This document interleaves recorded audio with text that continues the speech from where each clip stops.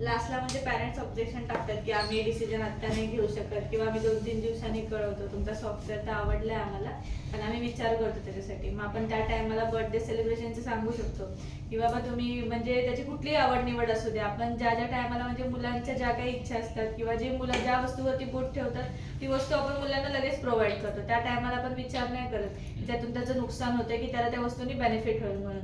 म्हणजे इव्हन आपण लहान लहान मुलं जरी बघितली तरी त्यांच्यात अँड्रॉइड फोन वगैरे सगळे असतात. जरी बर्थडेचं जरी आपण एक उदाहरण घेतलं तरी बर्थडेच्या टायमाला मुलांचे, तो मुलगा छोटा असू दे किंवा मोठा असू दे, आपण कधी दुकानाच्या शॉपमध्ये गेलो, आपण एक 500-600 रुपयाचा ड्रेस बघितला पण मुलांनी 2000 रुपयाचा ड्रेस बघितलेला असतो. त्या टायमाला आपण हा नाही विचार करत की बाबा आता माझ्याकडे पैसे खिशात नाहीयेत किंवा मी कसं मॅनेज करू. पण त्या टायमाला आपण तो 500 रुपयाचा घेतलेला ड्रेस बाजूला ठेवून आपण त्याने जो ड्रेस दाखवलाय तो ड्रेस त्याला लगेच घेऊन म्हणजे देतो. इव्हन बर्थडे सेलिब्रेशनला आपण म्हणजे म्हणलं तर बाहेर जे आपले इन्व्हिटेशन वगैरे देतो आपल्याला, तिथे आपण जेवण खावण सगळं ह्याला त्याला खर्च करतो. मग तिथे आपण हा नाही विचार करत की बाबा मी एवढा सगळा खर्च करतोय तर ह्याच्या चांगल्यासाठी आहे की म्हणजे कशासाठी. पण एज्युकेशनच्या बाबतीत तुम्ही तो विचार करता बस. समजा बर्थडे सेलिब्रेशन तुम्ही एवढं सांगितलं, हे त्यांच्या मला असं वाटतं की त्यांचं जर फायनान्शियल ऑब्जेक्शन असेल, फॉलोअप मध्ये असेल पण फायनान्शियल मध्ये असेल की पैशाची मॅडम थोडी अडचणी, मला विचार करावा लागेल, माझी EMI खूप चालू आहे, मला बघावं लागेल काय ऍडजस्टमेंट आहे, जमेल की नाही जमेल, हप्ता होईल की नाही होईल, मग मी थोडंसं बघून तुम्हाला सांगतो. म्हणजे फायनान्शियल रिलेटेड आलं की हे बर्थडे सेलिब्रेशन तू असं एक्सप्लेन करशील. पण आता सध्या तू तुला सांगतोय की मी 2 दिवसांनी सांगेल, तेव्हा या बर्थडे सेलिब्रेशनचा कसा उपयोग करशील? त्याच्याकडे फायनान्शियल ऑब्जेक्शन नाहीये काही, म्हणजे आपण त्याला सांगू शकतो. तो म्हणतोय तर मी पॅरेंट आहे, मी म्हणतोय की मॅडम माझं पैशाचं काय 2 दिवस द्या मला बस.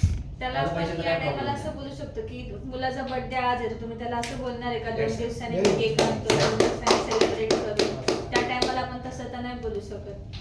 जसं हे सेकंड एक्झाम्पल पण नाही, आहे. पहिला मुद्दा क्लिअर करू. कसं अजून थोडंसं ब्रीफ कसं करशील व्यवस्थित त्याला? तेवढं म्हणजे त्या दिवसाची इम्पॉर्टन्स त्याच दिवशी असतात. डिलिव्हरी करताना आहे ना समोरच्याला एकदम ऍटिट्यूड मध्ये डिलिव्हरी झाली पाहिजे, ऍटिट्यूड मध्ये झाली पाहिजे आणि त्याने ना विचार करायला त्याला स्पेस द्यायची, विचार करायला भाग पाडायचं, मग थोडी स्पेस द्यायची, मग थोडं आन्सर द्यायचं. Pause is very important. जसं मी माझ्या आता तू डेमो बघितला असेल माझा किंवा आपण ट्रेनिंग मध्ये घेतला असेल, मी समजा विचारतो पॅरेंट्सला, सर मला एक गोष्ट सांगा, एक सिच्युएशन आहे की तुमच्या मुलाचा 5 तारखेला बर्थडे आणि तुमची सॅलरी होते 10 तारखेला, ठीक आहे. आता सॅलरी 10 तारखेला होते, शेवटी पैसा सगळा आपला वाटला गेलेला असतो, खर्च झालेला असतो, आपल्याकडे 5 तारखेला पैसे नाहीये समजा, म्हणजे अगदी 1 तारखेपासून आपल्या खिशात पैसे नाहीये, मुलाचा बर्थडे येतोय 5 तारखेला पण सॅलरी मात्र 10 तारखेला होणार आहे. सो बर्थडे तुम्ही सेलिब्रेट कधी करणार त्याचा? 5 तारखेला कराल की सॅलरी झाल्यावर 10 तारखेला कराल? 5 तारखेला. सर आपल्याकडे अडचण आहे हो, कशाला 5 तारखेला करायचं? बर्थडे आपली सॅलरी होईल ना 10 तारखेला, होईल ना सॅलरी, त्या दिवशी आपले पैसे येतील ना. आणि समजा 5 तारखेला करायचं असेल, आता तुमच्याकडे तर पैसे उरले, मग तुम्ही काय करता सर 5 तारखेचा बर्थडे सेलिब्रेट करायला? मॅनेज करता पैसे, मॅनेज करतो. केक आणतात, त्याला गिफ्ट देतात, तर त्याला सांगतात 10 तारखेला गिफ्ट देईल मी तुला, बरोबर. त्याला ड्रेस घ्यायचा असेल, छोटा मुलगा असेल, ड्रेस घ्यायचा असेल तर 5 तारखेला ड्रेस घेतात त्याला. त्याची तो म्हटला पप्पा मला शाळेमध्ये चॉकलेट वाटायचे, त्याला सांगतात 10 तारखेला चॉकलेट वाटू, की 5 तारखेला देतात त्याला चॉकलेटचे पॅकेट आणून तुम्ही. म्हणजे इच अँड एव्हरी गोष्ट त्या दिवसाला केली जाते, त्या डेटला केली जाते, बिकॉज दॅट डेट, ती टाइम, तो वेळ आयुष्यात खूप इम्पॉर्टंट तुम्हाला वाटतो, कारण तो मुलगा आपल्या आयुष्यामध्ये त्या दिवशी आलेला असतो. मग जर त्या मुलाच्या आपल्या आयुष्यात येण्याचा तो 1 दिवस इम्पॉर्टंट असू शकतो, तर त्याची जडणघडण होत असताना त्याच्या आयुष्यातला प्रत्येक दिवस किती इम्पॉर्टंट असेल सर.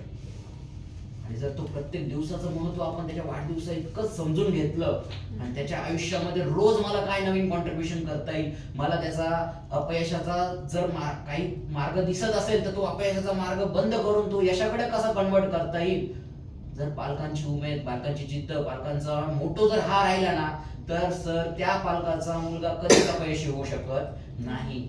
सो त्या बर्थडेला जर एवढं महत्व असेल की तो 5ला म्हणजे 5लाच झाला पाहिजे, तर सर माझ्या आणलेल्या ह्या अभ्यासक्रमाला पण त्याच्यापेक्षा 10 पट जास्त महत्व आहे, कारण माझा अभ्यासक्रम उद्यापासून तुमच्या मुलाचा यशाचा रस्ता उघडणार आहे आणि अपयशाचा रस्ता बंद करणार आहे आणि त्याला यशस्वी करणार आहे. तुमचा 5 तारखेला सेलिब्रेट केलेला बर्थडे तुमच्या मुलाला यशस्वी बनवू शकत नाही, पण आज रोजी आत्ता घेतलेला तुमचा निर्णय तुमच्या मुलाला यशस्वी करू शकतो. हे मी तुम्हाला डॅम शुअर सांगतो. विचार करा सर या गोष्टीवरती.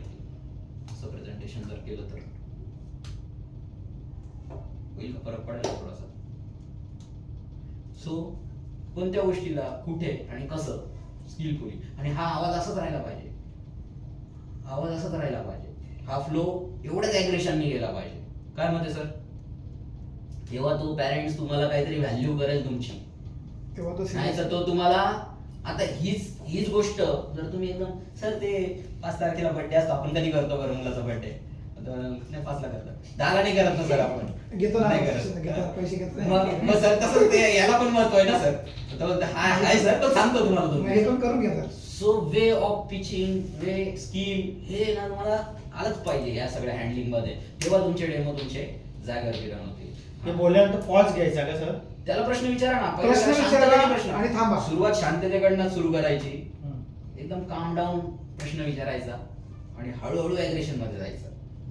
लगेच नाही तापायचं, स्पीड आपल्याला घर्र Speed नाही आहे वाढवायचं. ना, पहिला त्याला गिअर, उत्तर दुसरा द्यायचे, गिअर, सगळे तिसरा प्रश्न विचारायचे गिअर, आणि मग शेवटचा गिअर.